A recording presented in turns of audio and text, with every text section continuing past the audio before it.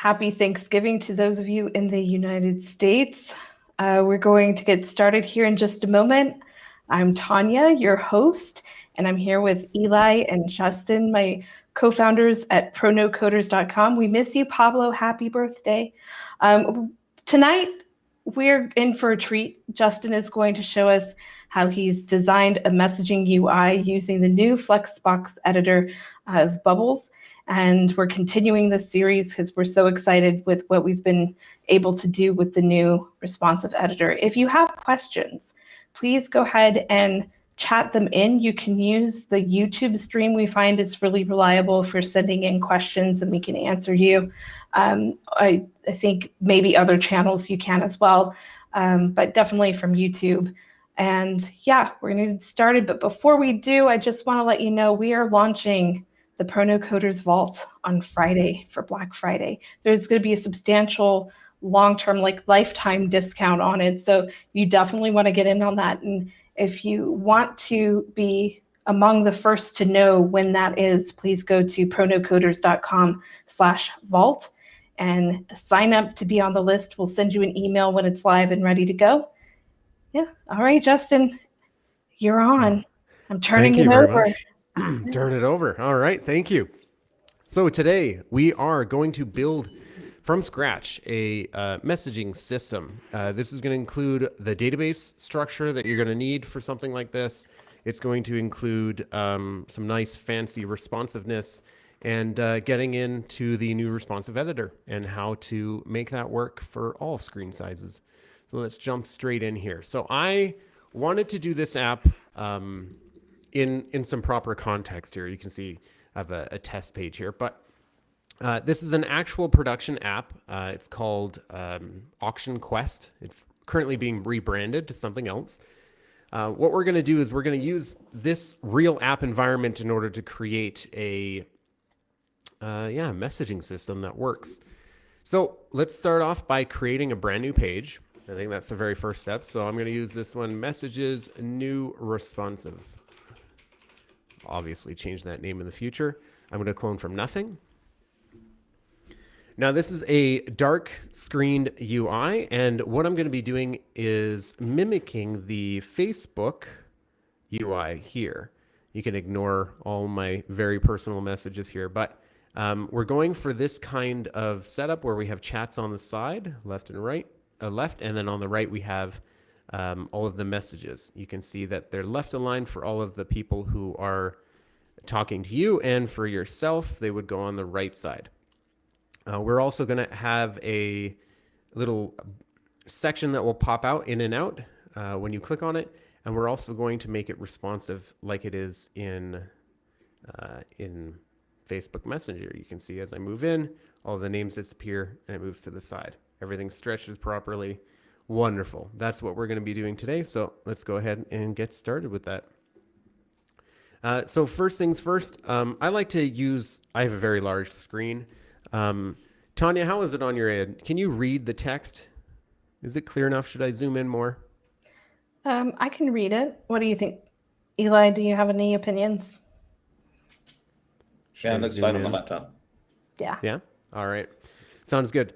I like to use a width of 1200, but before I do that, I'm going to click Upgrade Responsive Beta, and that will allow me to upgrade the page. And I'll wait while it reloads the app. This always happens 3 times slower when you're streaming it. They'll figure it out eventually. Yeah. They need to have like a minimal version, like how Gmail has like a low, like basic HTML version when things are loading slow. Gotcha. That'd be nice. All right. I should probably mute my Slack notifications. While this is coming in, we can see here. Okay, now we're in the new responsive editor. It's still loading. I'm not sure what's going on here. Hopefully Bubble doesn't go down right now. In the layout tab, I'm going to set my width to 1200. I just prefer working with a little bit of a wider range of view, but you can set it to whatever you like. I'm going to set basically what I want to have is just what Facebook has. I want to have a header across the top right here, and then I'm going to have a column on the left and a column on the right. In order to set that up, I want to start with a column layout. And the reason I'm starting with a column layout is because I have a header at the top, and then I have like basically the content underneath that. So in my column setup, let me grab a group right here. I'm going to go all the way across. Now, one thing that I was working on earlier before I actually do that, I have a header that is it's a floating group right now. And this header is exactly 1200 wide. And it's set up to be responsive, but I find that because this is built in the old responsive editor, it doesn't scale well. I haven't found a way to properly scale this. Oh, there's a beaver hiding behind that icon. All right. I haven't found a way to scale that properly. So instead of using the one that I had on my app and changing that one over and then having to change it on all of my other screens, I'm just going to create a new header for this. So I'm going to go ahead and create a group up at the top for the header. Now, container layouts. We have 4 different container layouts. When you select the container layout, that's referring to what is going to happen to the elements that are inside the group. How do you want to lay the things that are inside that group? So first of all, let's try to get this so that it's stretched out all the way to the right. So in order to do that, I'm going to select I'm going to think about this for a second. So there's going to be one row. I'll probably have some elements on the left. I'll probably have some elements on the right. I could probably do this with a column layout, or I could do this with an aligned parent layout. For this use case, I'm going to go ahead with column. Actually, you know what? I'm going to try aligned parent. Why not? I'm going to change it from fixed width to not fixed width, and that will stretch it all the way to the end. Next, I probably want to make this a little bit taller. That sounds 50 pixels, sounds about right. I do not want to fit height to content. I'd rather actually keep it fixed width to 50. All right, let me go ahead and drop in an icon on the corner here. I'll probably drop the logo. That would be a good idea here. So go ahead, drop that logo in. Now, something that I like to do, and this is just a use case that I found, was that whenever I have a variable or something that I want to access on the page, but I don't want it to be showing on the page, I just create a little pop-up called Popup Hidden Variables. And then this is where I keep all of the variables that I'm going to be accessing throughout the page.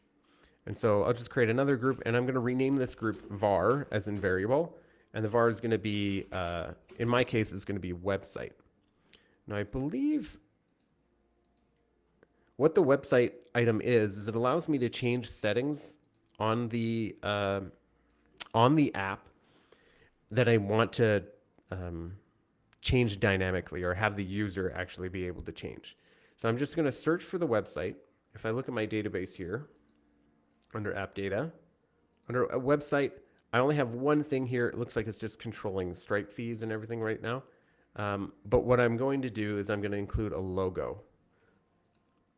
So I'm going to go ahead into my website. I'm going to add a logo. I'm probably going to go with just a text so that I can drop in the file that I've already pre-uploaded. Looks like this one looks good.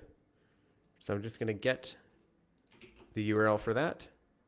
Go into app data, and I'm going to drop that right in here for logo. Okay, now I have my image, or at least my URL. So here in var website, I'm going to be holding the website that I want to access.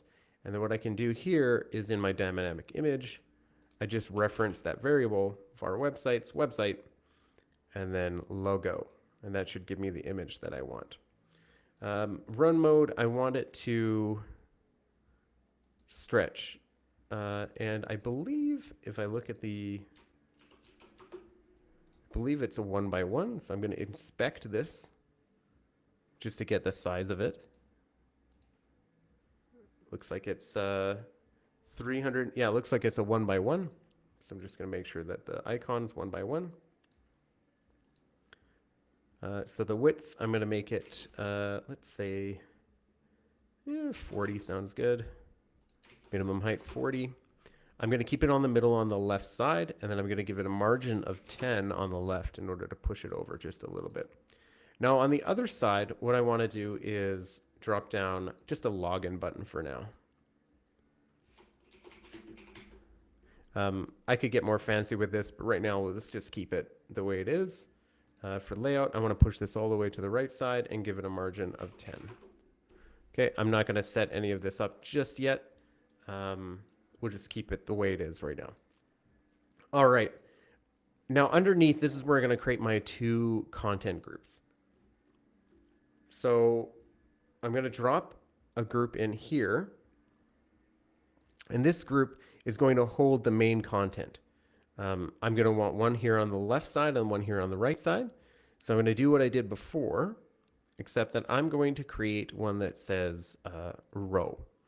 Now, I was really confused when I first started using this. I was like, row, you would think that it would allow you to put things in rows. And column, you'd think that it would allow you to create multiple columns. But that's not how it works. It means you want to fit everything into one row. So I'm going to try to put everything into one row here. And I want to stretch this all the way across. I'm going to have 2 elements in this row. So let's go ahead and change this from fixed width so it pushes it all the way to the left.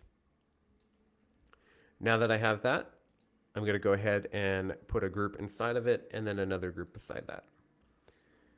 Now, I do want this to stretch all the way to the end of the page. So in order to do that, I'm going to go down to, instead of fit height to content, I just want it to stretch all the way down to an infinite max height.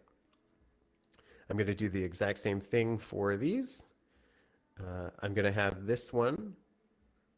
All right, before I get into the container layout or anything like that, I'm going to change this in a second, but I just want it to stretch down. So I'm going to make this, ooh, I guess it has to be, I want this to stretch all the way down is what I want. Here we go. Vertical alignment. There's the stretch. I want this to stretch and I want this to go all the way out to the right. All right, so now we have our elements. So kind of explaining what I just did there. So if I grab the parent group here, so I'm holding the parent group that's on the outside of all of this. That parent group is a row layout. The container layout, the container alignment actually really doesn't matter at this moment. I have it left aligned. But if I were to change it, it does not change anything on the inside because they're taking up the entire width. Now, within here, within this group, I have 2 items in the row, you could say. This group on the left, which is set to a fixed width of 146. I'm going to change that to, well, actually, let me see what the width is that Facebook uses. So in order to grab that width, I'm just going to inspect the page just so I can get a good kind of eyeball of what it is. Sure. So I'm going to go ahead and hover over. You can see that div right there is 360 wide. I don't know if you can see that, if that's big enough, but it's 360. So I'm going to go ahead and say, yeah, that's, if Facebook does it, should be pretty good. So 360 for my fixed width. Oh no. Accidentally deleted it. 360 pixels. And then the minimum height, this probably won't come into effect because it's stretching to its maximum height. Now within the left group, if I look at Facebook and how it works, ooh, yeah, that's exactly how it works. Okay. So we have right here the header chats, and then we have some buttons on the side here. Specifically, I care about the one that allows you to create a message.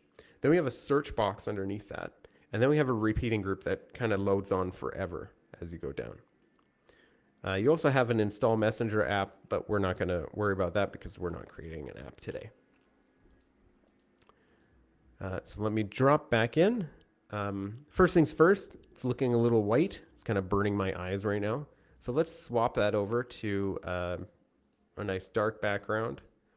I'll make this header group a little blacker. There we go, something like that. And then I want this group on the side to also be pretty dark.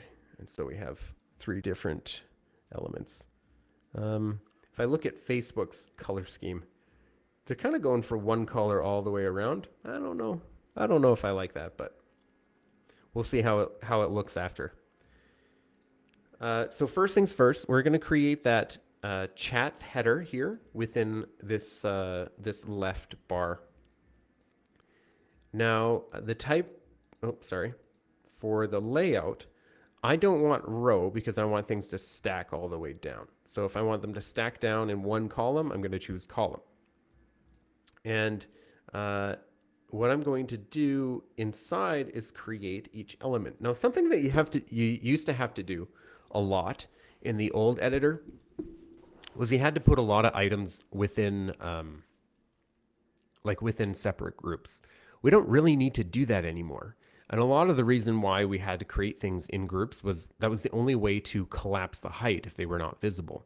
But we don't need to do that anymore because every element, even text elements, have something called collapse when hidden, which is exactly what we want. Collapse when hidden will collapse it horizontally and vertically, whereas before collapse when hidden would only do vertically. So this is really for us. I'm sure you know these things already, or at least you've heard them before. But if you don't, yeah, hopefully that helps. So let's go ahead. We're going to create a group that's going to hold the chats menu. I'm going to move this onto the side so you guys can see it. Let me close that down here. So we're going to have this chats bar here, and then we're going to, it's really having fun tonight. There we go. We're going to have text, and then we're going to have an icon. That's what I'm going to create. I'm not going to worry about these 2 icons here. In order to throw that down, I want to create a group here at the top. Here we go. Again, it doesn't really matter what size you create them because I want this to stretch all the way to the edge. Within this container, I want everything to be set up within one row. So I'm going to choose row, and I'm going to, I'll worry about this in a second. Let's make it not fixed width so it pushes all the way to the side. Perfect. All right. So within that, let's see if I can move this over a little bit. Oh, no. Never mind. There we go. So within here, let's put a text element.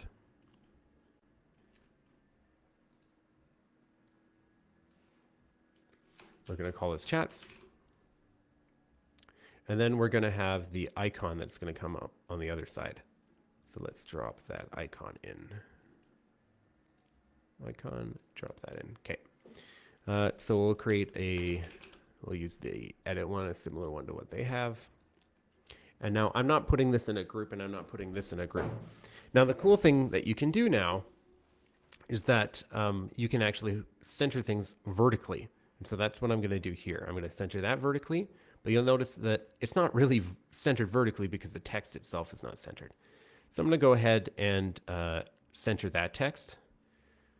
I can do that by making the size of the text the same as the height of the group. So I'm going to go ahead where it's this fixed height. And I'm just going to press the down key in order to see where it is.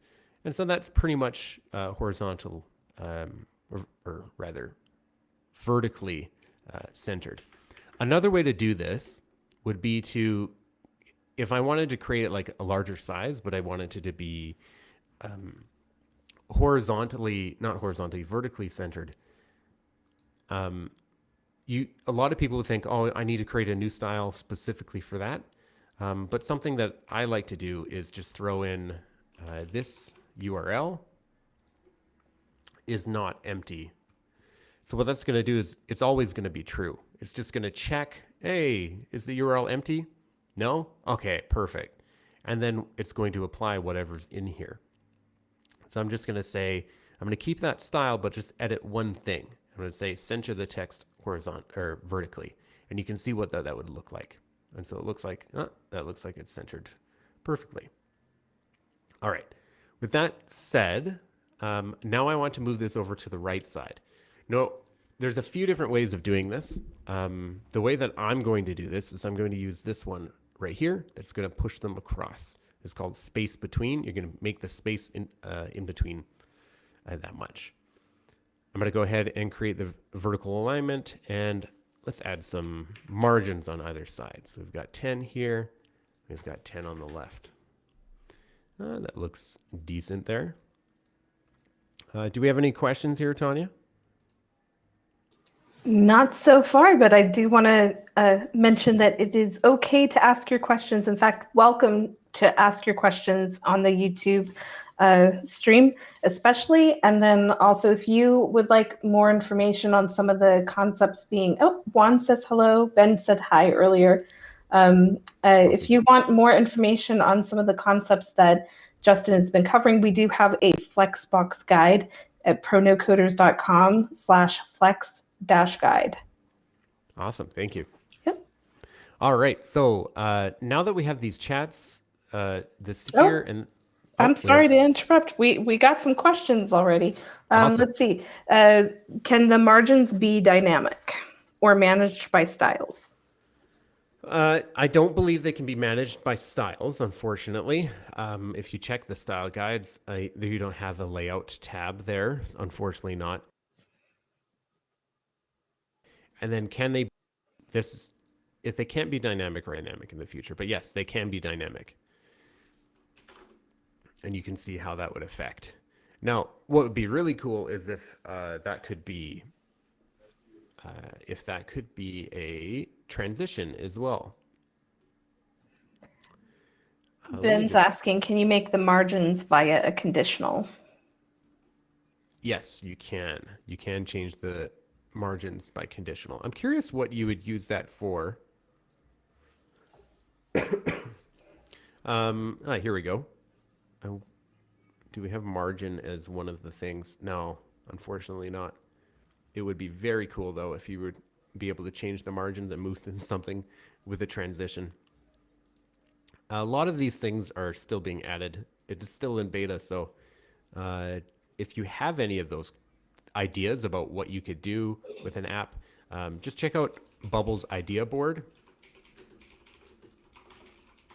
They are generally looked at, these ideas. You can upvote other ideas that people have. You can see there, it's bubble.io/idea board. You can submit an idea or see all of the ideas that they have. I'm sure they have tons of ideas because right now it's not even loading. Yes. All right. And you can see how many people have upvoted it. I'm glad that they removed the ability to upvote as many times as you wanted, because that existed for a bit.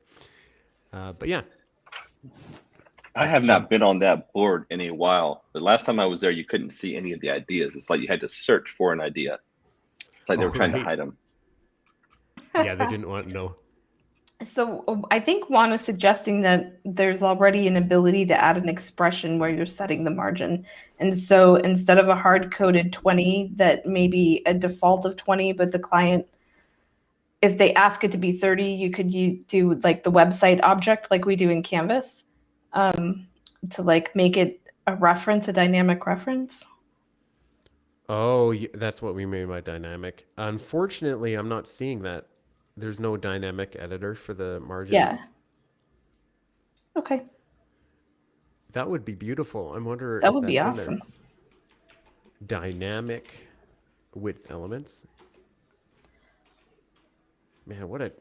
You think Bubble would add a search thing, you know?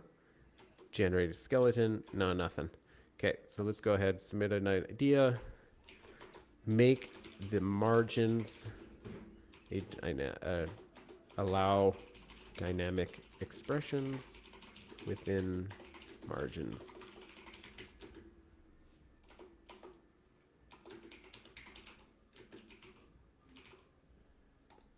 Do I need a description? There we go. You can go ahead and upvote that if you like that idea. All right. Oh, I can hear myself yell "all right" in your in your screen there. Okay, let's. You know what? I'm just gonna remove the style, increase it manually, bold it. That looks good, and yeah, that's looking good. So if I look at the next step on Facebook, we've got the, oh man, come on Facebook. We've got the chats here. We've got the icon that we wanted. I do want to put a background on that icon actually. So I will put it in a group in order to do that. Now, a fun way to do that is just to right click it and click group elements in a group. In this case, there's only one. And then based off of this, I'm going to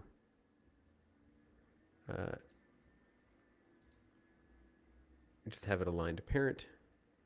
I'm going to create it as a fixed width box. 33, that sounds good. 33. Let's change the width of this to like 26. Okay, and then I want to center this right in the middle. Oh, there's a margin here, that's why. And then I'm going to create an appearance on the background here. So background style, flat color. Let's give it some dark gray. And then add some roundness to it. 200. Should probably make it a little bit larger, I think. Did I grab the right group when I did that? I hope I did. So I'm going to zoom in here. A lot of people don't know you can do this, but you can just change the zoom value there. I think, let me remove the element borders. Okay. Now this is the one thing with icons that's kind of annoying, is that, you know, especially this icon, it doesn't really look like it's centered because the whole bottom of the icon is like totally cut off. And the icon itself is not centered. So in order to account for that, I'm going to create a margin to kind of push it so it looks more like it's in the middle. Yeah, something like that. Maybe make this a little bit bigger. Yeah, there we go. That's looking good. And then just give it a margin on the right. 10 pixels, I think, is what we went with. Looks a little far. It's because there's only 4 pixels from the top. So I'm going to mimic that. Yeah, it's good enough. Let's drop in an element underneath that. That's going to be the search bar. So I'm just going to grab a search element. In most cases, you would have to use a group. But I'm just going to drop the element straight on the page. I can't find it because I have so many. So I'm just going to type search box.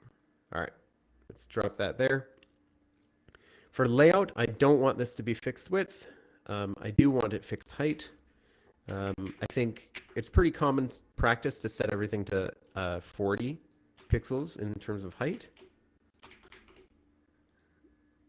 Okay, and then I'm going to add a little bit of margin to keep it away from what's above.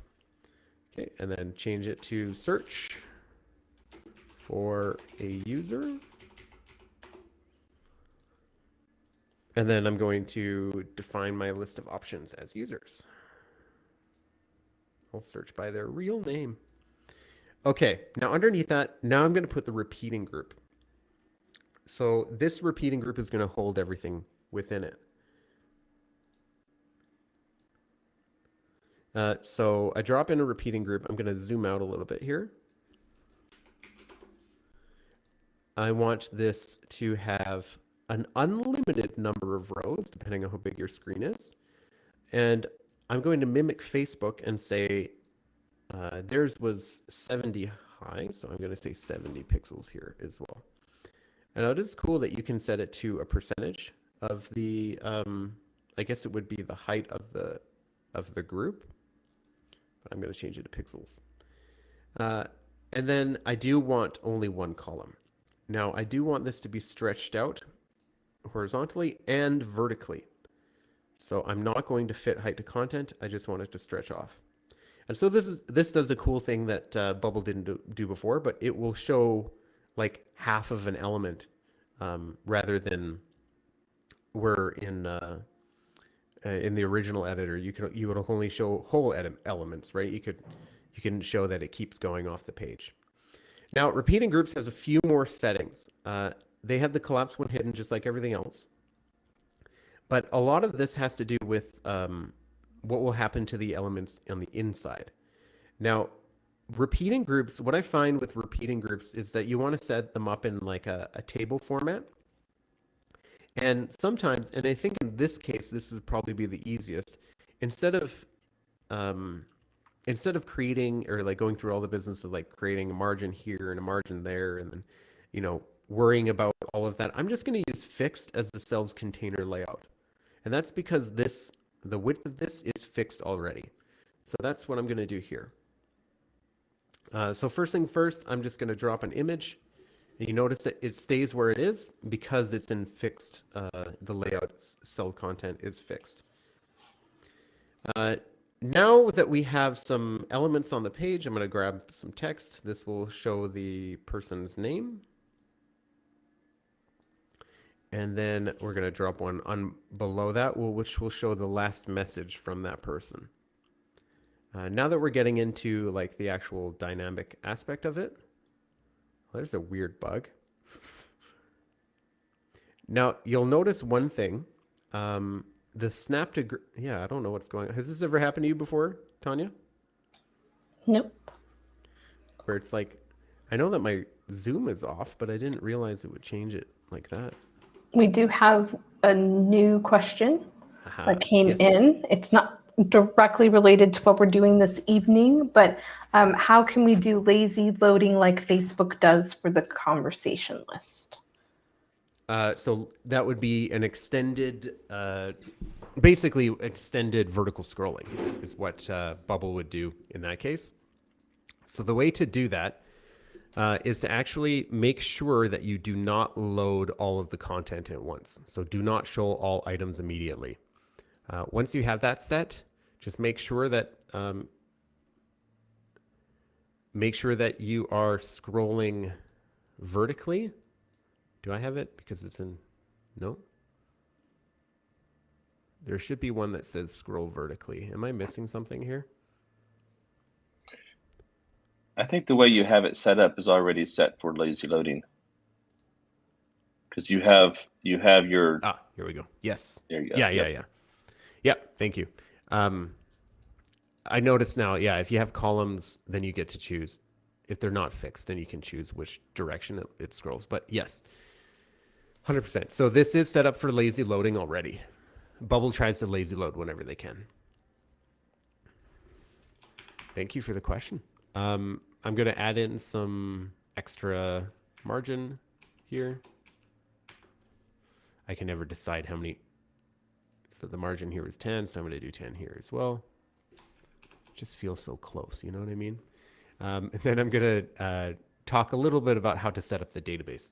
So a lot of people struggle with how to set up a messaging database because do you keep it as a list of messages on the user? Like how do you do it? And the best way to do it is probably just to keep it simple. So I have two different data types, one called message and one called thread. So what the thread holds is it just holds the date of the last message that was sent, and it holds the list of users that are in the thread. Typically, it's just going to be between two individuals, but we'll also talk about, if you have 3 or 4 individuals like Facebook, where you can create like group messaging between multiple people. And then message.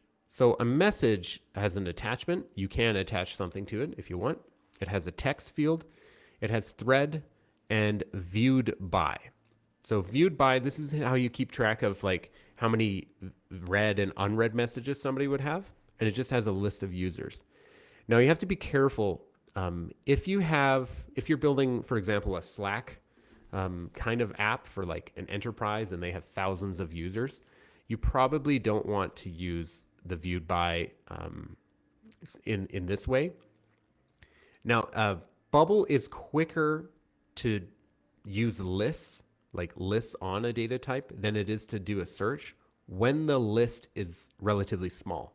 So we're talking, I would say like If it's less than 100 or maybe less than 200, it would probably be better to use a list. But if it's more than that, do not rely on lists. Do you guys have anything to say about that specifically?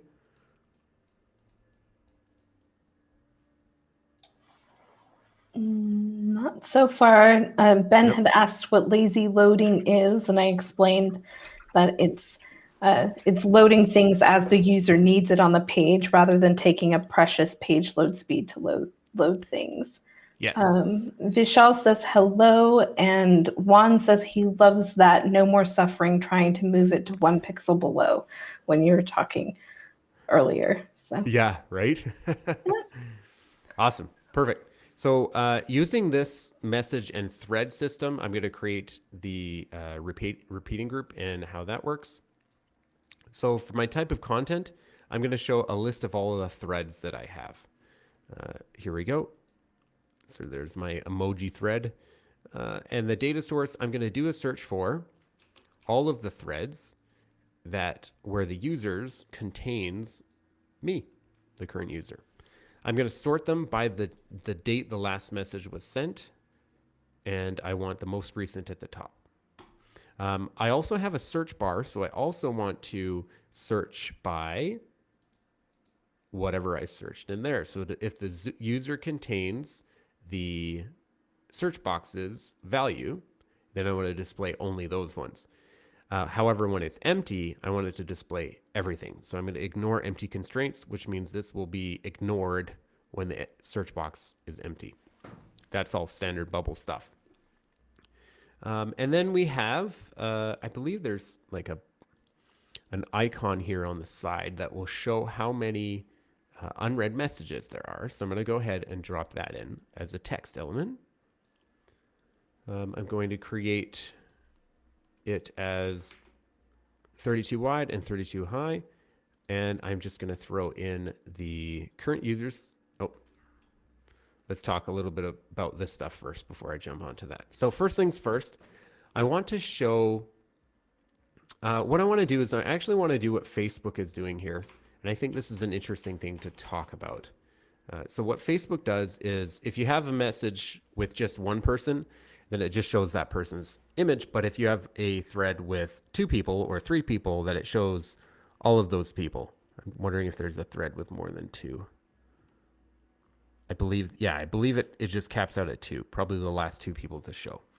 So I'm going to have it dynamic in my app as well, where if it's with multiple people, then it will show those multiple avatars. And if it's only with one, then it'll show a large avatar.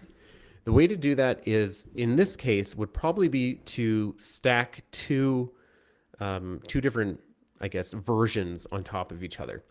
Now, because we're within this type of content, this layout, which is fixed, it works a lot like how Bubble works now. And so I'm just going to create a group. And this group is going to hold all of the avatars. And then I'm going to have 2 different groups within there. So let's just give this a background so we can see what it looks like. So I'll just give it a border style so we can see where it is. All right, so we have one here, which again needs to be 32 by 32. And then I'm going to put one on the other side of it. So I'm going to, instead of show only hideable, I'm going to show, if I right click and reveal an elements tree, I can see that I have group avatars, and within it I have image C and image B. So what I'm going to do is, in here, I'm going to show the second last person to send a message. And this is going to be the last person to send a message, not including yourself. So how do we delineate that? So first of all, I want to group these inside of another group that's going to separate them. So this is if there's 2 avatars, so 2 plus people, I'm going to show this one. And then if there's 1 person, then I'll set that up in a second. So if there's more than 2 people, I'm going to have both avatars right here. Now, this one's going to show the second last person. This one's going to show the very last person to send a message. And I never want to show my own avatar there because that would be kind of silly. So in the dynamic image section, what I'm going to do is I'm going to check the parent group's threads, users, and I'm going to subtract, or I guess minus, myself from that group. And then based off of that, I'm going to grab, copy expression. I have to think about this because I want to see the last person who messaged. So I would do a search for the messages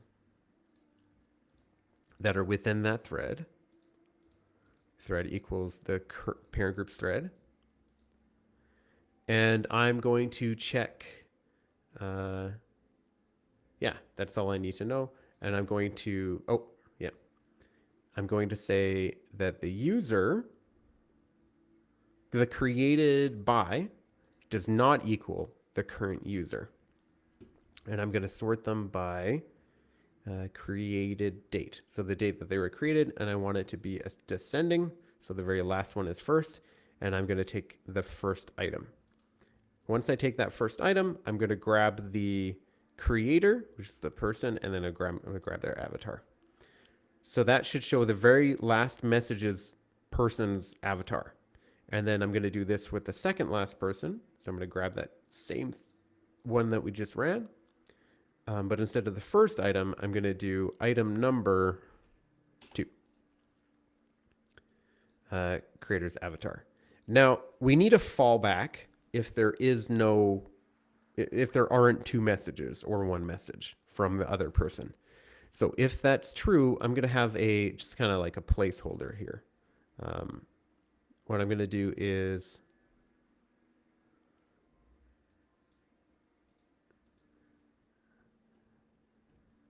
I'm just going to default to one of the 2 people. So I'm going to default to the parent group threads, users, and this is that same thing that I was doing before.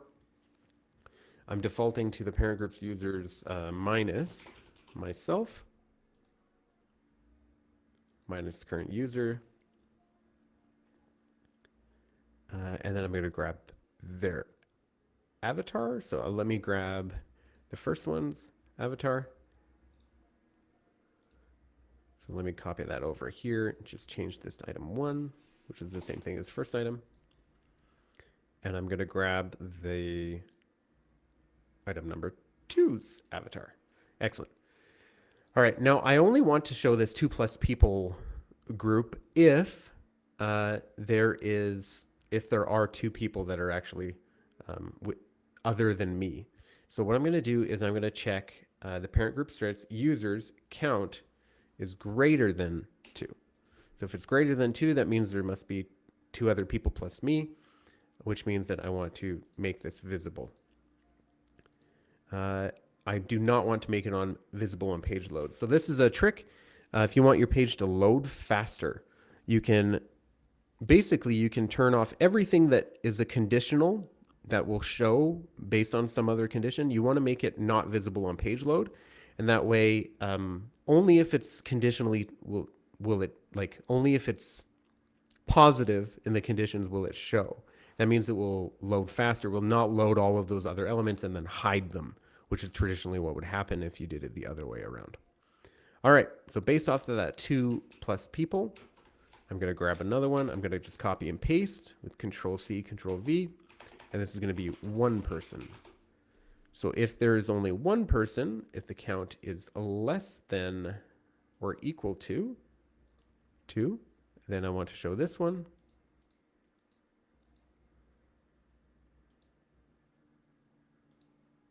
And I'm going to remove this one.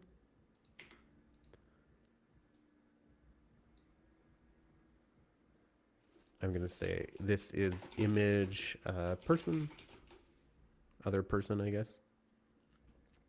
Let me hide this one so I can see just that.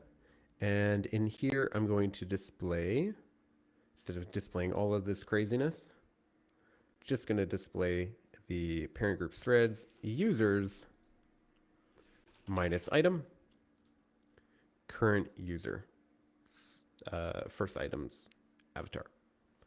There we go. So that should show accordingly, depending on if there's one person or if there's two people. Wonderful. All right, now what I want to do is I want to show the name of the person in the thread or the people in the thread. So I'm just going to grab the thread's users. I'm going to use the same trick, minus item current user. And then I'm going to grab their names. I think I have it as real name. They have a username and a real name. And then that will, if it's a list, it'll just show them separated by commas. In here, I want to show the very last message that was sent not from me. So I'm going to do a search for the messages. Search for messages within this thread. Current cells thread where the created by is not me. Then the first, I'm going to grab, so I have to sort. I'm going to sort it by created date and in descending so that I can grab the first item as text. So I just want to show the text there. Now, because we are in fixed width, I believe, and someone can correct me if I'm wrong, but I believe that it will cut off the content if you're in fixed container layout. That it's not going to grow with the text. But we can double check that as we test the page.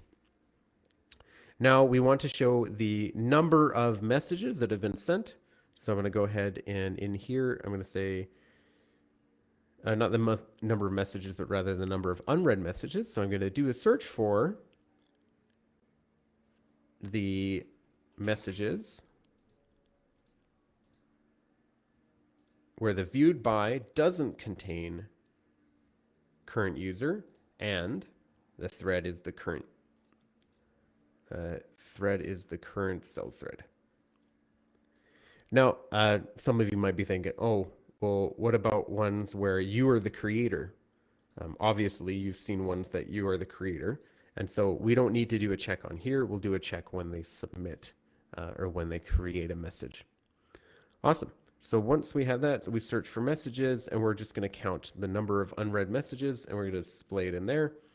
I'm going to remove that so that I can create a custom style. Nice flat background. I think the colors are orange here, or gold rather. I'm going to use black on gold, center it vertically, bold it, and that should be pretty good. Just get it round. So let's add some roundness to it. And that should be good. It's a little large. So let's just bring that size down. It's about 22. That sounds good to me. I'm going to center it not horizontally, vertically, which apparently is broken now. Interesting. Okay, I'm going to just check. That looks roughly in the middle. It's a little too small though. All right, let's go with that. Okay, move that over a bit. Now, one thing that I have noticed is that the snapping seems to be broken, especially with other text elements. I can't seem to snap them together. So maybe that's a bug with the current editor. All right. Now, one thing you might be wondering is like, oh, well, if I preview this page, obviously, this person doesn't have any messages, so everything's blank here. What are we going to show if it's all blank? And also, it looks like because we're in debug mode, let's remove debug mode. There's space at the bottom. So without debug mode on, then it removes that space. But yeah, what do we do if it's empty? Well, a favorite idea of most people is just to go to undraw.co. You can change whatever color you want and do a search for some filler images. So I'm going to go ahead and search for mailbox. I'm going to download that SVG. It's free to use. And I am going to put that here at the very bottom. So I'm going to grab a I'm going to grab a group. I'm going to put this within a group so that I can show and hide it pretty easily. I'm going to do the exact same thing here. Oh, looks like that group didn't show up within there. There we go. And then I am going to, I'll do a row, column within it. So I'm going to show the image, the empty image, and then I'm going to show some text underneath that. Let's push it all the way to the side. And then I am going to grab that SVG that I just downloaded, put it into an image element. I'm going to upload it.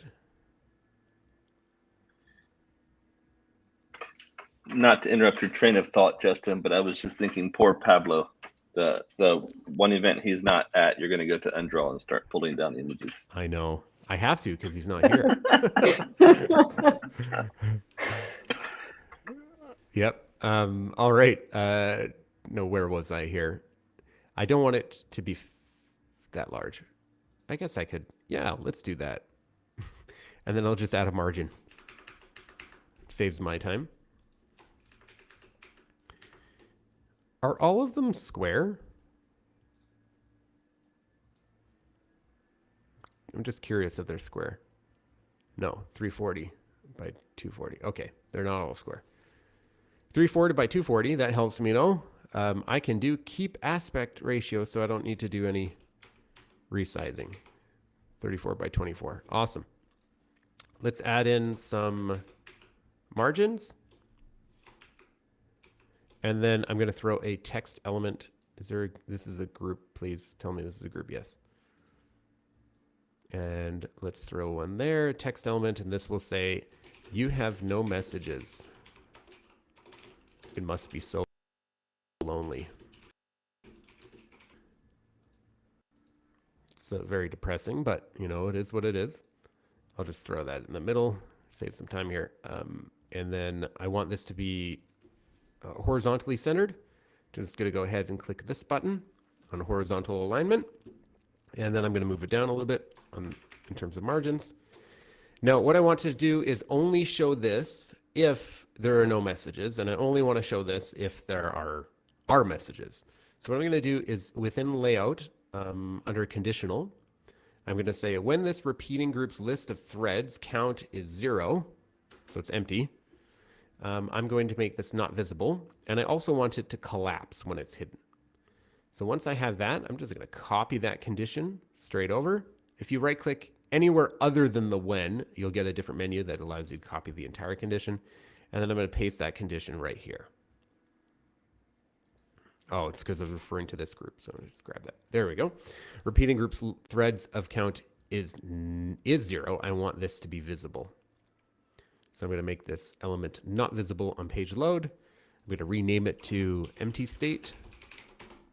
And that should be good to go. And we should see if that pops up. Oh, last thing. I need to make sure that this also collapses when hidden. I'll throw in an animation. Why not? And then let's display that. Wonderful. You have no messages. It must be so lonely. Oh man, that's a horrible thing to say. All right. So now let's actually build the right side of the element or the of what we're doing here. And so if we look at Facebook, we have, it looks like we have a title here at the top with whether they're active. I'm not going to talk about whether someone's active or not. It's actually pretty finicky in Bubble to do that. I have done it before. I could talk about that. Let me know in the chat if you're interested to know how to create an active now, like how to manage that within Bubble. There's one way that I know. I'm curious to know if anyone else has some thoughts on that. And then it looks like we have a little pop-up menu that pops out horizontally. And underneath we have all of the messages separated by times. So I am going to copy this as closely as I can. So let's go ahead by starting with the people who are talking to you. But before we actually do that, we should drop in the element that goes at the very top here. Couple of comments here. Vishal, hi Justin, for search for message text box, what if the last message is sent by the current user? Are we including it or skipping it? For right here? Yeah, for the I think text. So the text. So I'm searching for the messages where the created by is not the current user. So if it's empty, I think you're right. If it's empty, if they haven't sent a message, then you should probably default to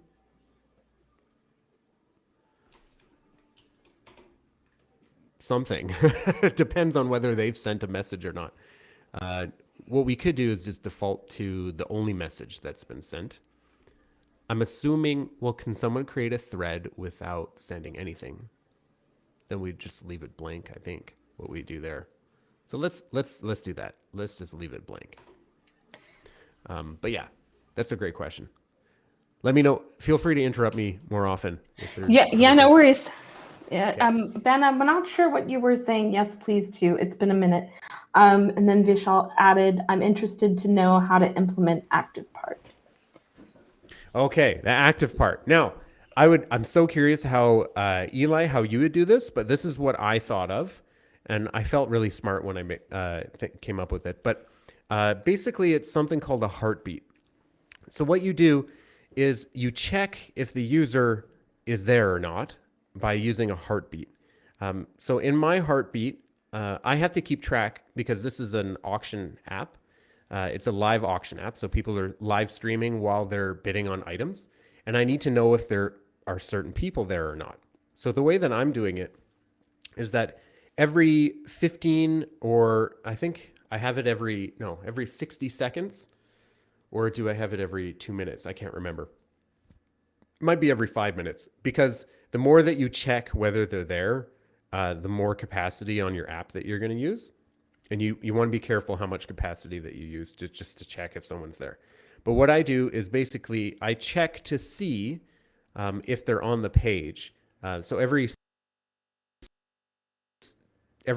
just run or just show you how I would do that. Yeah, I'm gonna go ahead. But let's create that active element. So let me throw that up there, and then we'll go from there. So let's grab this layout. Let's make it one single column. Let me drop in the group. Okay, and then make that aligned parent, and I want it fixed width. Not fixed width, rather. Okay, and let's drop in the name, and then we'll drop in that heartbeat.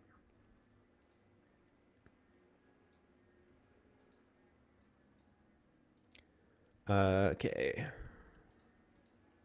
Name. So let's do type of content. Let's say this is like a message. I guess it wouldn't be message. It would be group thread. I like to throw emojis in just to know where I am. So there's a heart. Okay, and then that group thread will be type thread, and then based off of group thread, threads, users. Oh yeah, here's a tricky thing. I don't think this is something that I'll address today, but if you're in a group, it has a different name because you can name your groups. So I could get in that to later if I have time, but right now I'm just going to grab the first other user and display that at the very top here. So let's go ahead, the users, users minus item current user. And then we're going to grab their real name. Okay, and in this one, I don't want it to be so, like, I don't want it to spill over to the next line. So I can actually, instead of fit height to content, I'm just going to make it fixed height. And roughly, yeah, looks about good to me.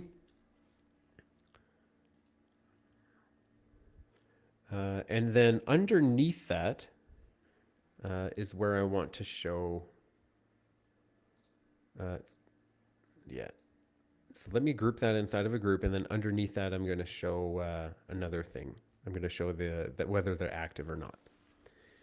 So let's create a, let me move this, yeah, align to parent, and then not fixed height.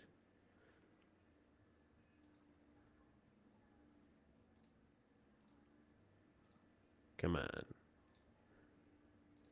Just trying to make the group outside of it fit, not fit height to content, and then push this up to the top. There we go. All right, so let's grab that. I'm going to put another text, and this will be the active, whether they're active or not. Okay, so, and then I'm just going to, instead of creating a whole nother element, I'm just going to create a green dot to show if they're active or not. Okay. All right. Now, in order to do this, what I would do is on every page of your app, I would have a little check, basically, to see if they're active or not. And the way to do this check is, honestly, I would put in a reusable that shows up on every page, which is most often the header. Within the header, I would put something like this. So I would do every 5 seconds, but change it from 5 seconds to something like much longer than that. Maybe every 600 seconds or maybe every 300 seconds, something like that. And the more you space it out, the less capacity it's going to use on your app, which is important if you have a lot of users.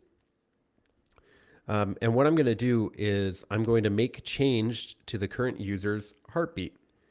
Now, my heartbeat setup is a little bit more complicated because I need to know if they're active within a certain page rather than if they're active on the app, somewhere on the app. But what you would do is on the user, you would just create a new field, which is heartbeat. I'm going to delete this after.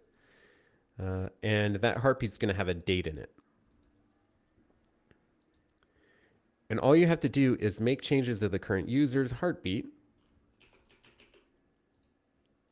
equals current, let's say, your current date and time. So the time that it checks. And then on here, all you need to do is on the conditional, just check. So when you have to check that user. So let me just grab the same user that I just grabbed here. In the conditional, I'm going to say this person's heartbeat, when the heartbeat is greater than, if you're doing 300 seconds, then if it's greater than 300 seconds, then you know they're no longer online. Great. Heartbeat. I think you grabbed the wrong field. I grabbed the wrong field? You didn't grab the date field, you grabbed the link. Did I? Heartbeat date, right? So I have to subtract the current time, right? No, in the condition, I think you have 2 heartbeat fields on your user. I have 2 heartbeat fields?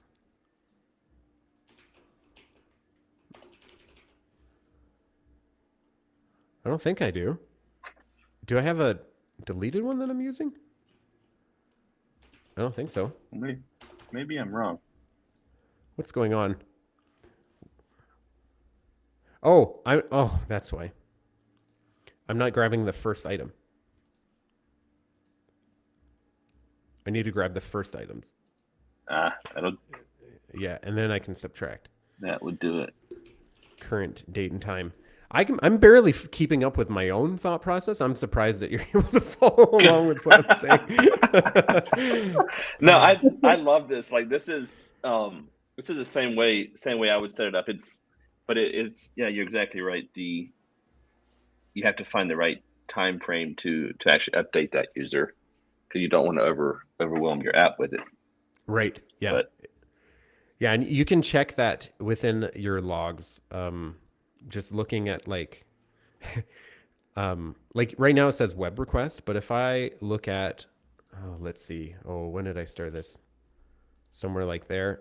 It's probably not going to grab it, but the following 6 hours. Oh, okay. What's the day that I use? It's probably sometime in June. Anyway, it was like 85% of it was just workflows. And when you see 85% of your overall usage being your workflows, you're running it too often. So make sure that you don't run it too often. You are killing your app trying to see if people are online. Yeah. One thing that I found, like a lot of the time I had to check like, how do it, I was using like a search and I needed the search to be updated every second. And so what I was doing is I was grabbing the current date and time. But if you grab the current date and time, it only grabs the current date and time on page load. And so if you want to update the current date and time in order to update the search, you have to like set a state and then every second you change the date and time. And that will just kill your app. Like I would recommend never use anything less than 300, especially if you're making changes to your database. Like if you're changing a state on the page, that's fine. But if you're accessing the server in any way, shape or form, including like grabbing the current date and time, don't do it. Just make it way more than that. Juan is asking, in a massive platform like Facebook or WhatsApp, is it also storing that time but every second?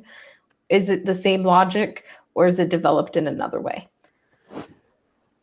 I think it's know? optimized. Yeah, I would. I know heartbeats are a pretty standard thing across programming, but I don't think that it's. Yeah, it's definitely they're not using like a field on. I don't know. Because in Facebook they keep track of so much more than just like if you're online. They keep track of like your scroll position and like the ad that you were watching, like how long you were watching it for. Yeah. Like how long you were reading a text, how long it was on your screen for, like everything.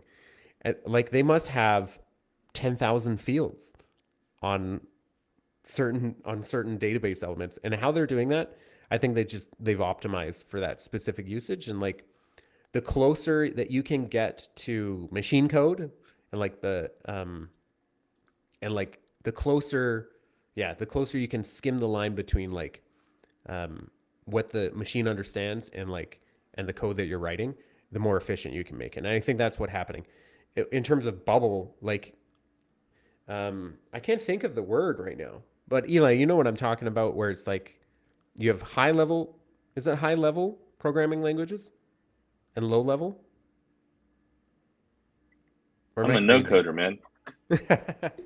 I remember taking a course in university on this, and it was like high level languages are less efficient but easier to code in. And that's with Bubble. Like the more functionality that we can like offload to the front end like this, you're gonna run into inefficiencies no matter what.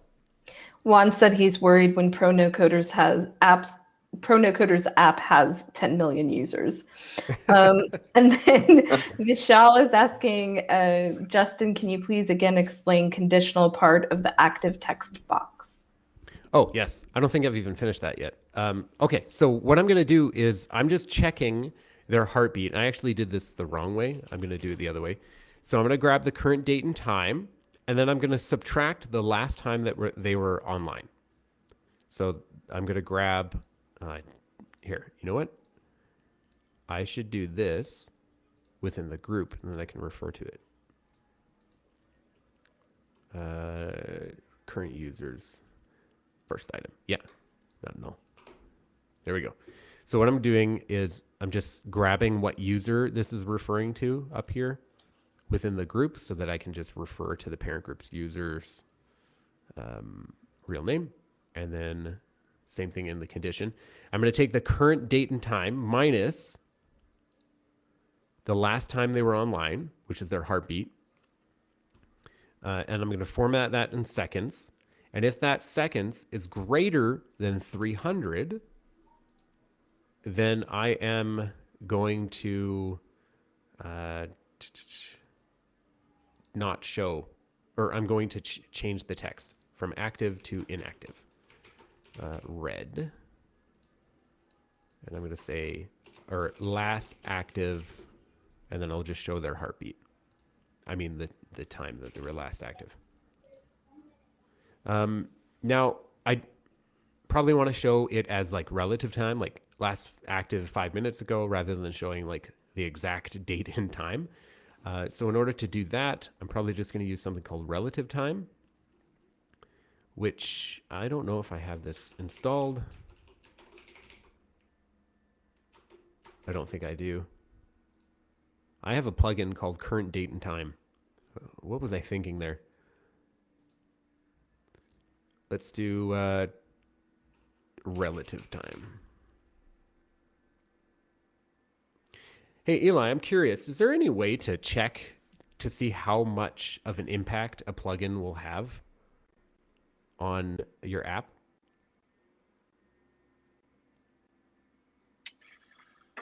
You mean before, like just from installing it? Yeah. Like I know that a lot of them are built in the elements, but you have to load a lot of the dependencies, right? Some of the Yeah. JS So might be pretty heavy. one thing to look at is if you go back to that previous screen, right underneath where the element and relative time element is, if they say this plugin loads an HTML or adds HTML head, that means it's going to be adding something to every page on your app. Yes. And so that's something to watch for. And then the other thing is, and Juan and I, well, and Tanya, I guess, figured this out. Look at the files they're downloading. There was one plugin that was downloading like a 1.4 megabyte file, and it's like, yeah, that's gonna hurt your performance. But that's the thing I look for, is that if it adds an HTML header, then I'm gonna pay more attention. If it doesn't, it's only gonna do things if you have the element on the page. Is there an easy way to check the size of a file, of the files in your sources?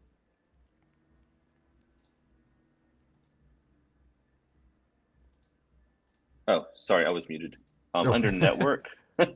Oh, it's under network. Yes. Under network, then you can filter down to different searches, and it kind of gives you a quick overview there. What am I?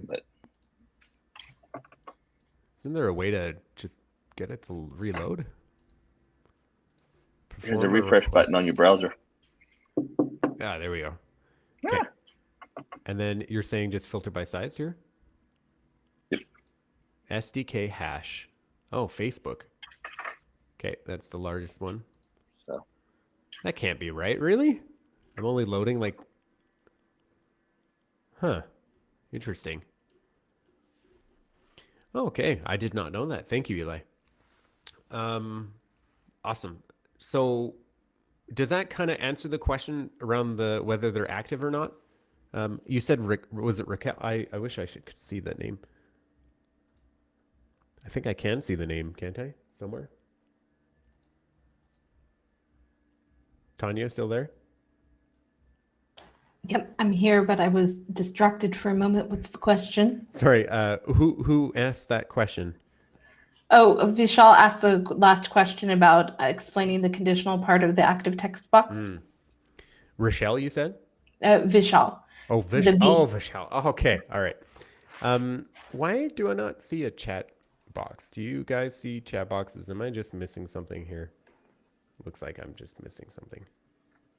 I think I'm the only one. Oh, here it is. Yes. Oh, you found it. Okay, good. I found it. It's okay. Yes. Okay. All right. So that is how to show the active and inactive, if they're active or inactive. I'm fairly confident that do every blank seconds will also run on page load. But Eli, if I'm wrong, feel free to jump in on that. Let's go ahead with fixed width for that. Now I want to show an image on the left of this. So what I'm going to do is grab an icon. Not an icon. I'm going to grab that user. Actually, I can steal this one right here. I'm going to grab that. Vishal answered, yes, really loved your explanation. Thank you. I'm glad I could help. So let's grab this image.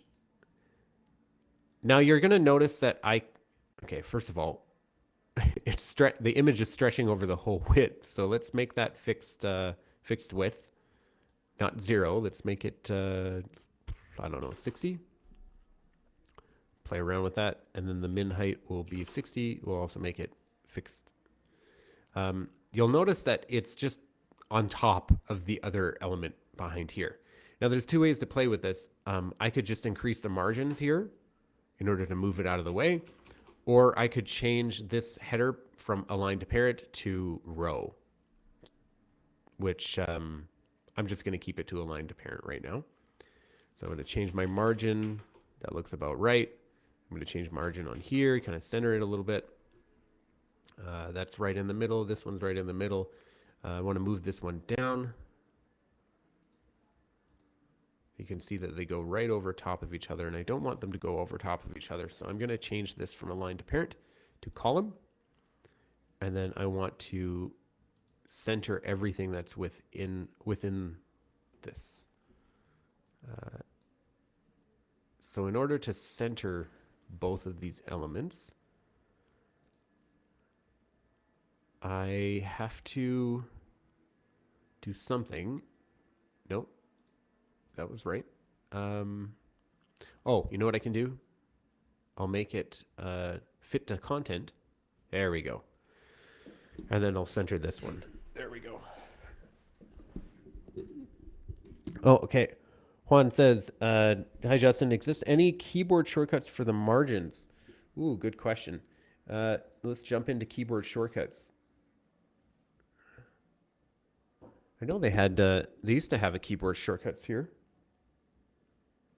Like something like shift arrow. Well, it does work within here. If you use shift arrow, it goes up by 510, something like that. But if there was like, if you could just edit from here and then add a margin, playing with it right now, but I don't see any. The help menu used to have a list of keyboard shortcuts. Let me just check their shortcut list. There it is. Yeah, I don't see anything specific to that. Zero Code also has a bunch of shortcuts that you can create. So the Zero Code plugin for Bubble has editor shortcuts. I think there's one under edit.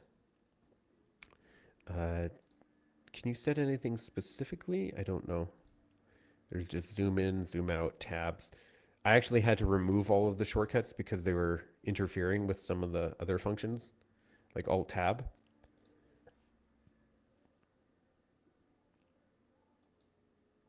Oh, you can select multiple elements this way. I didn't know you could do that. Anyway, you can also turn on dark mode for your Bubble editor.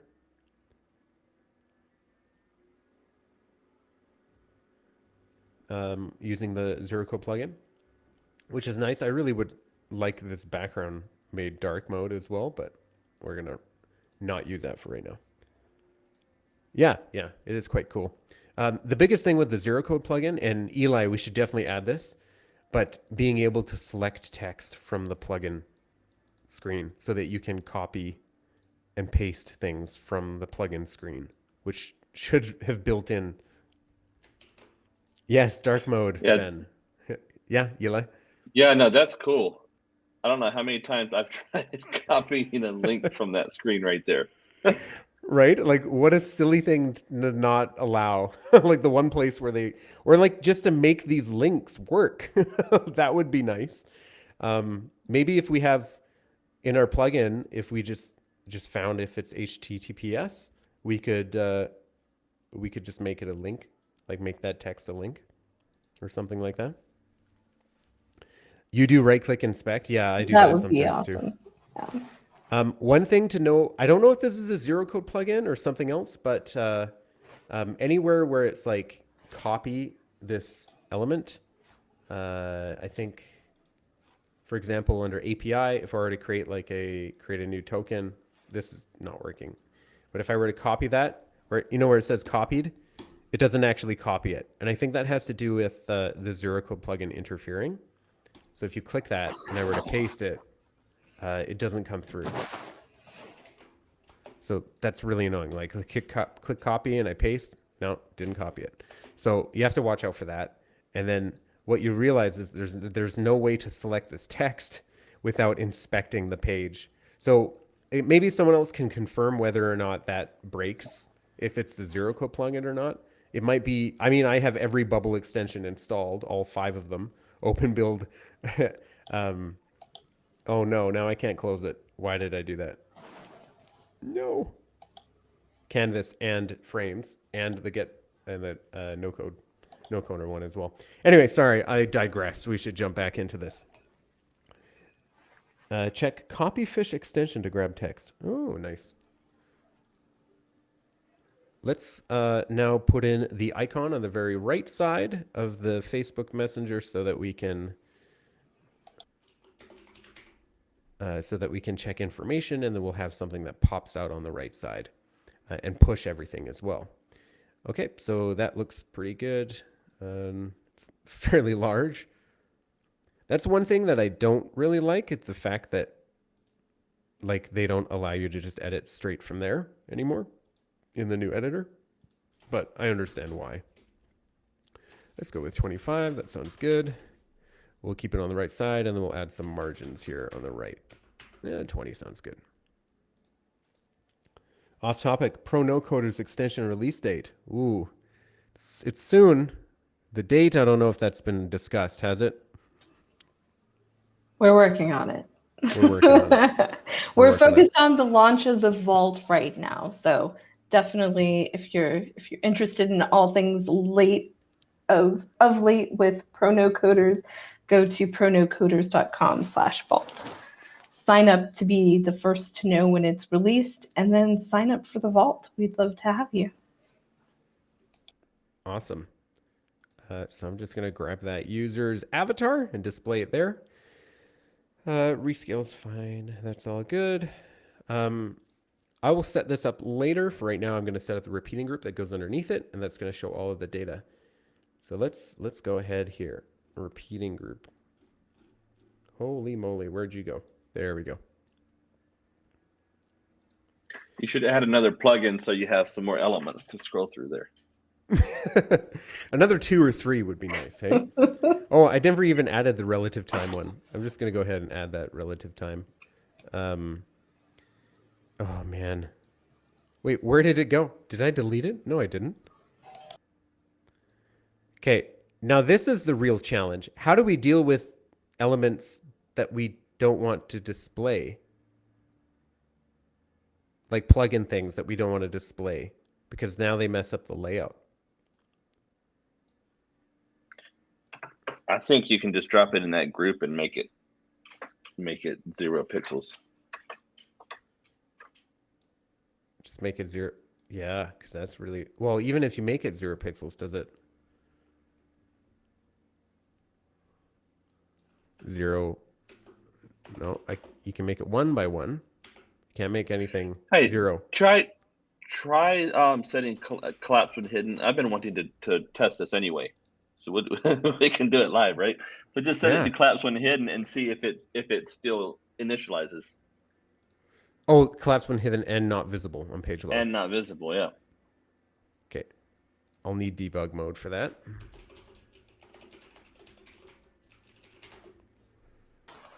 I guess I could just refer to that.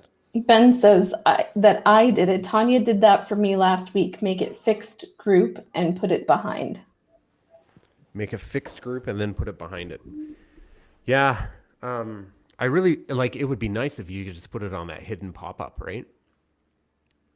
But then it doesn't load, at least on the old one. So let's test it here. I mean, I'm pretty sure I can drop it on this one, which is not fixed. It's a aligned to parent, but aligned to parent, they just ignore each other. So it'll work out there. Oh, that's true.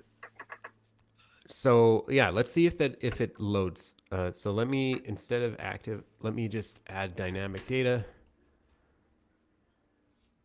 Cool. You know what the other option there would be to have them in an invisible group where the element itself is visible, but the group is invisible. I've tried that. It doesn't work, at least on the old one. Maybe it only works for some plugins. I don't know. Depends on what's loading. Refresh interval, I don't know, milliseconds, 10,000. I do not remember it being this complicated. The date and time you want to express relative to the current date or time or your baseline date. Oh, I see. Their heartbeat user. Let me just grab their user's heartbeat and then we'll test to see if it loads or not. Okay, responsive editor. Let's see what you're doing. Oh, I just realized that I never actually accessed it. So let's grab last active relative time A's current value.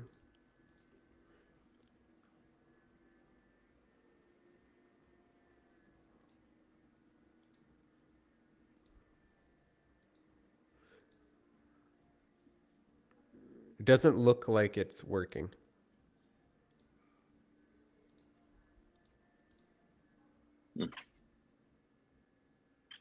Unless I'm crazy. Layout. Juan is saying if you can. Oh, wait, this is a new question. I'll hold on for a sec. What is this plugin? What do you mean is loading?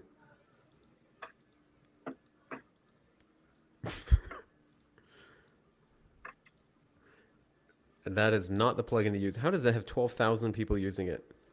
Doesn't Canvas UI have relative time? I feel like AirDev had a plugin that did that.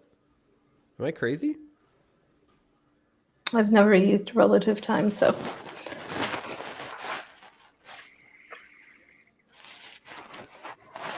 Juan is asking if. Go ahead, Eli. Oh no, I was gonna say it seemed like that they did have a plugin for that, but I can't remember. I did remember that they had one, yeah. Juan is asking if you convert a page or reusable to the new responsive engine, can you revert it, or is it better to clone it and test in the new one? You cannot revert it. No, you cannot revert it. And then if you have a reusable element with the new responsive engine, but inside a page with the old system, how does it behave? Floating groups do not like it. I noticed that.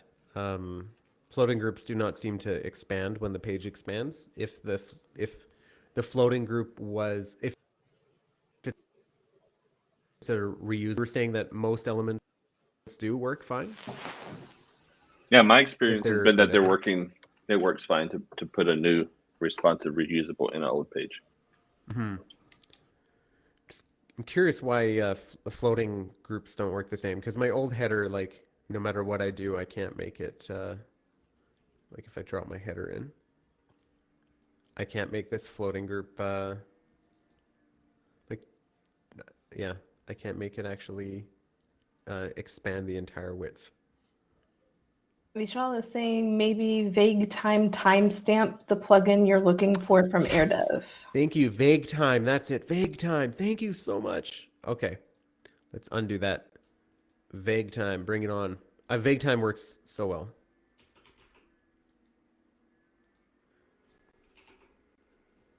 Here we go. By AirDev too. Okay. We should really know that. It's only in 708 apps, but it's super lean and it does exactly what I want. But yeah, you can see like that header does not stretch for some reason. That floating group header just stays there. Okay, so let's use that vague time, drop in the vague time to do that exact same thing.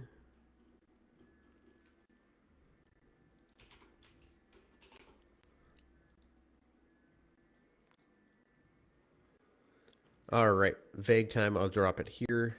And then from date, current date and time, to date,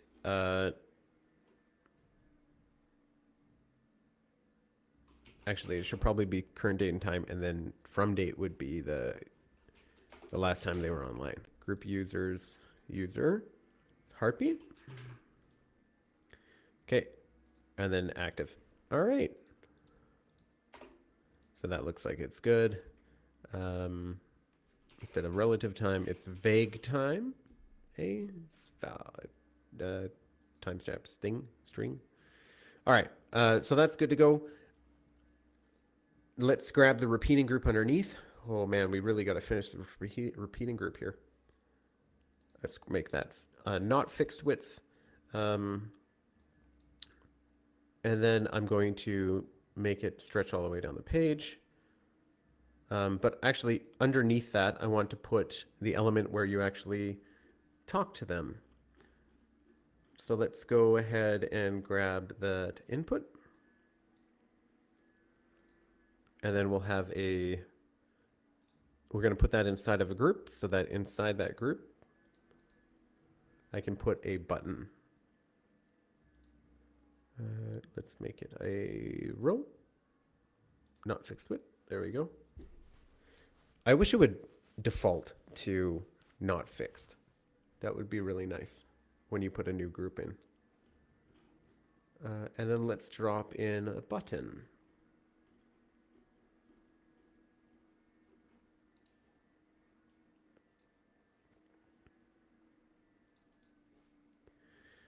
Alrighty. So this button will be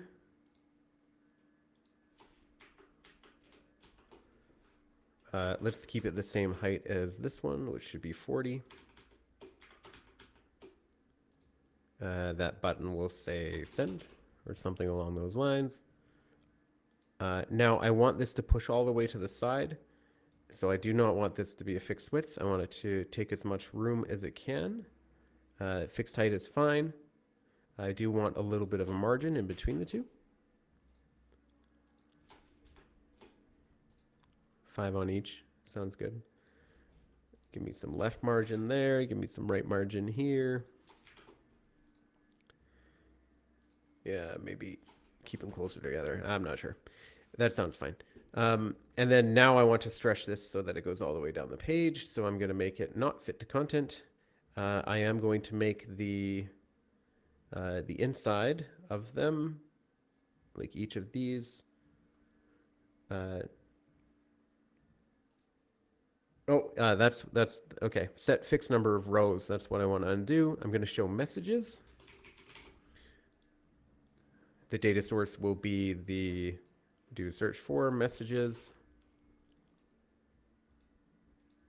where the thread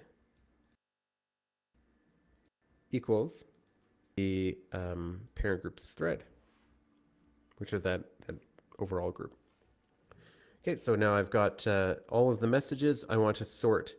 Now this is the interesting thing, because Facebook is essentially Facebook is upside down, right? So all of the new messages go to the bottom.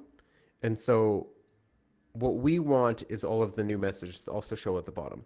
But when a new message is added, we don't want you to have to manually scroll down every time a new message is added. We want that to be automatically put, like automatically scrolled. So in order to do that, we need to use something called RG reverse. I believe I have it in here already. RG reverse. There's a whole bunch of different plugins that all do the same thing. But essentially this plugin will allow me to rotate the entire repeating group, and then so that it's upside down. And then it's going to rotate all of the elements inside of that upside down again, so that they're showing right side up. And that will allow you to actually, basically show the message as new messages come in. They'll come in at the bottom, and then you won't have to scroll down in order to see them. So you just have to put in the repeating group ID. So I'll just call RG1, and then any elements that are inside of it, you would just grab the inside the cell, the group, and put that to cell 1, for example. So I'm going to go ahead and change that to RG1. Let me drop in the elements. So I'm going to need a group within them first. No, I hate when I do that. Group. There we go. It is fixed for some reason, so let's change that to, actually, it really doesn't matter. Oh, I guess, no. I want this to be column, so it goes across. And then I want them to be not fixed width. There we go. And not fixed height. Push it all the way along. Yeah, that looks like it's fine. Now within this, I need to make this cell attribute cell 1. So that's going to rotate this around the other way. So now I just need basically the image of the person who sent the message. So let me just make sure that that is grabbing the message of the current cell. And then, ooh, not a button. I'm not sure why I put that there. Let's grab that image.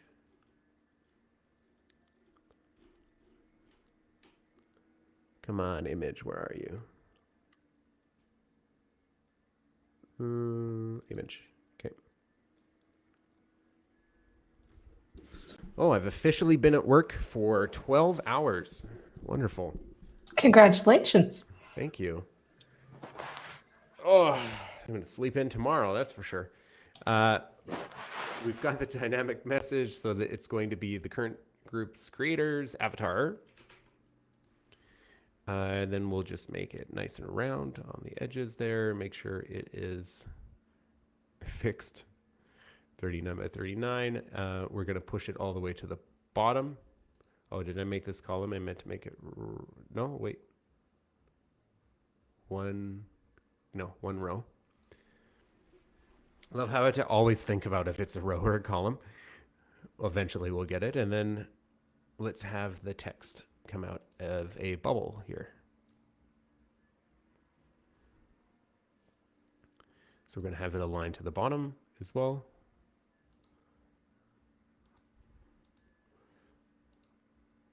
Let's push it all the way, the fixed width, all the way to the end, but leave a nice healthy margin on either side.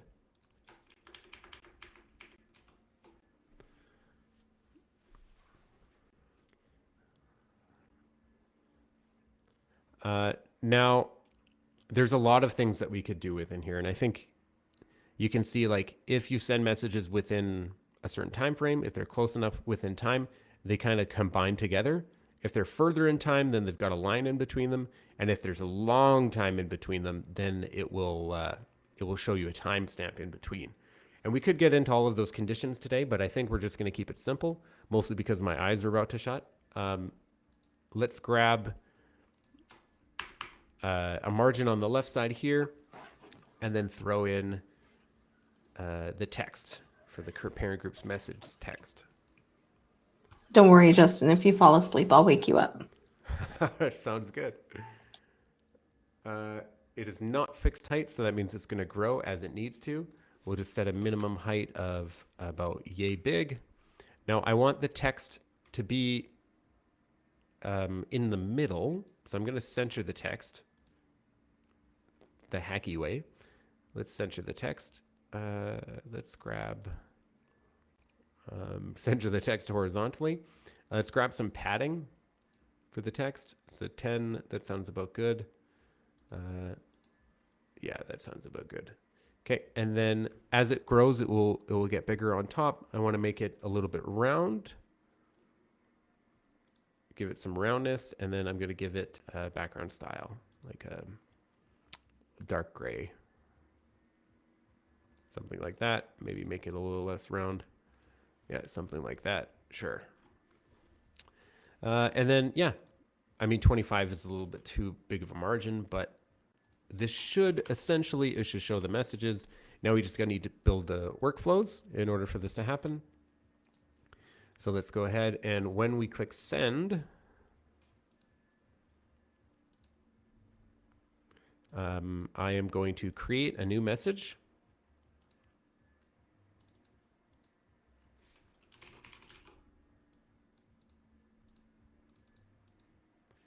The text will be whatever I've typed into the input. The thread will be the current thread that I'm viewing. The viewed by will add me because I'm the one that sent it. So of course I've seen it already, and we're not going to worry about attachment just yet. Okay, now once I have this button, it should also reset the input. And it's also going to set the focus back to the input so that I can continue to type there. Okay.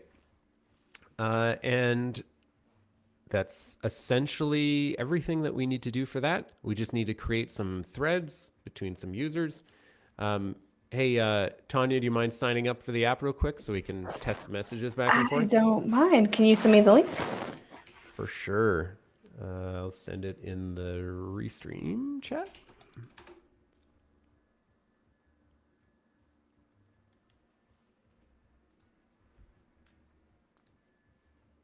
There you go.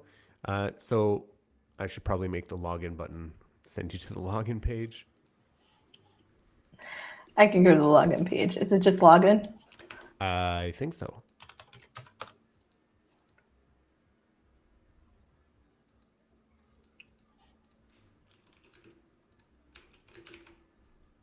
You can see my... You're going to have to stop updating long enough for me to get in, though.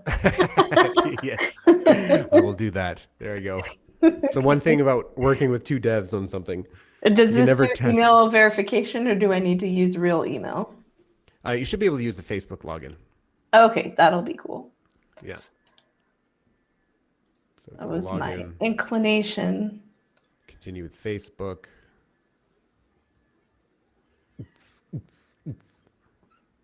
All right. Oh man, I hate when that happens. You know what? No, just use Bubble to log in. The easy way. Sure.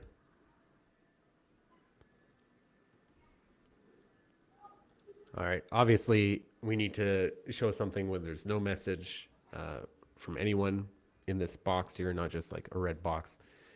And then we need to create a thread. So Tanya is your username. So I'm going to grab, I'm just going to, in the database, I'm just going to create a thread here. All right. Juan is asking, this new responsive engine, does it have the visibility conditions on the responsive tab? Yes, you can use the responsive tab with the new responsive engine. And it works pretty well. And those functionalities to hide and push things horizontally can be developed from the UI builder. Yes, so that's one of the cool things, Juan, is a lot of the things that you couldn't do in the responsive engine in terms of development before, now you can in the responsive editor.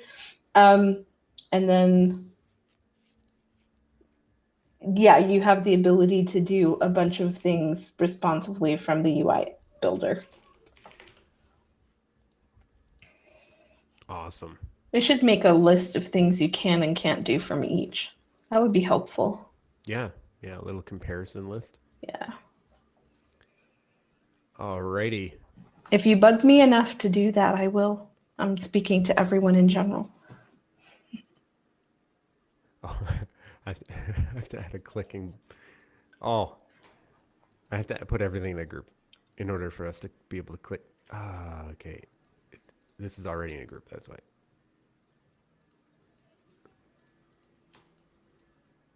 Do you know why? There we go. Yes.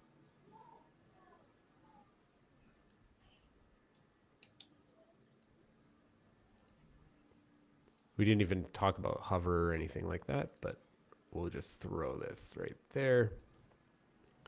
And then I have to grab that parent group in order to give you something to click on. One thing about this is that you can create really cool layouts, but it does take quite a bit longer. Say what? Yeah, what was that? Is that heresy I just heard? Yep. Yes. So we know what's coming up now. We're gonna have a face-off between the old responsive and the new responsive. Oh yes, yes, we should do that. That should that'll be totally good. happen. Yes.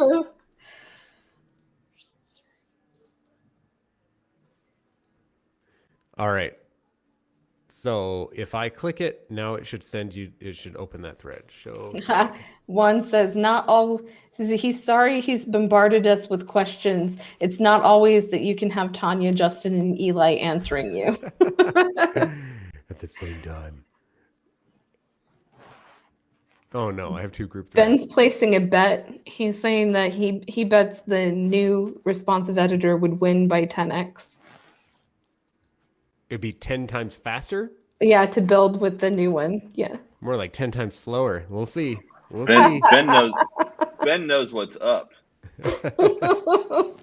That's it. Justin and Eli are facing off next week. You heard it here first.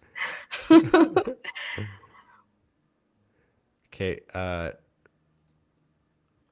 This is one thing that I haven't been able. Oh, maybe I have to do this. If I fit this height to content, that I don't know. Eli, how do we do this? Or Tanya, anyone? How do we make it so that this will collapse the height? Oh, I guess I would just change the minimum height. Change right? change your min height. There we go. Which did nothing. And make sure your cell min height is small enough on the repeating group. In appearance, Ah, there we go. change.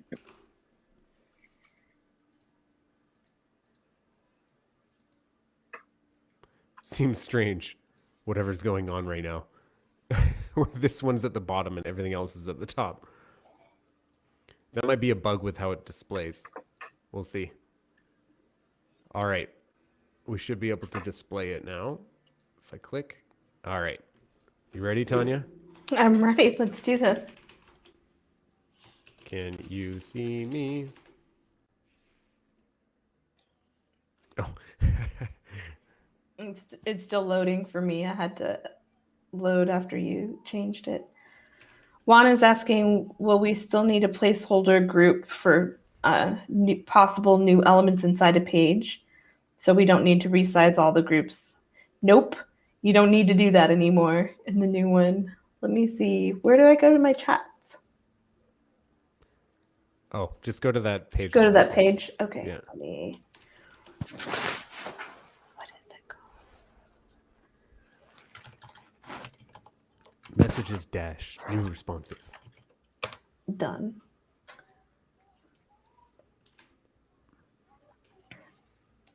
Yes, Justin, I can see you. I can share my screen too, right? I think so, yeah. Yeah, let's do that. So It's like we're in the Matrix. I know. In the matrix. And let's see here. We're gonna do here Eli, Tanya's screen. Now we will do this. All right. Justin, you want to turn off your camera? And we'll go at it here. All right. Yes, I see you. That Woohoo! looks terrible. Just FYI, we can't see both sides of your screen. No, we Oh, can't. this is maybe I hit the wrong one. Let's see here. That's bizarre. Why does it look like that? There, now you can. There you go. All right, there we go. Finally picked the Very right nice. one. All right, but shouldn't it be at the bottom? Yeah. So let's just change the sort by to the created date, descending yes, and then that should fix that problem. I also didn't do anything with the viewing. When you view a message, then it should mark it as read. I'm laughing because Ben has a theory that if all pro no coders founders are on a stream together, Bubble will implode. All of Bubble will just it's gone. Let's see. I don't think we've managed to do that yet. No, we Not haven't. on a stream. Yeah, we've got a plan for that. The time zone makes it a little tricky. Time zone does. thing. Now, here's the one thing to note about using the RG reverse is that you actually need to create the margin on the top so that it'll apply it to the bottom when it reverses the entire thing. Oh, I have to click. That's a good note. Actually, that's not true. I guess it's smart about it. Let's change the bottom. Maybe I'm just not doing it right. Let's see. Click, click, click, click. Yeah, there we go. So it's still bottom, not top. Okay, let's get a whole bunch of messages on the screen so we can see how scroll works. Okay, it still scrolls on the right side. That's all good. Perfect. Yep, it's working on my side. So my my time is pretty much coming to a halt here. Is there anything that we should address in the very last hurrah of the night? Yeah, any last questions, Juan or Ben or anyone else who's watching?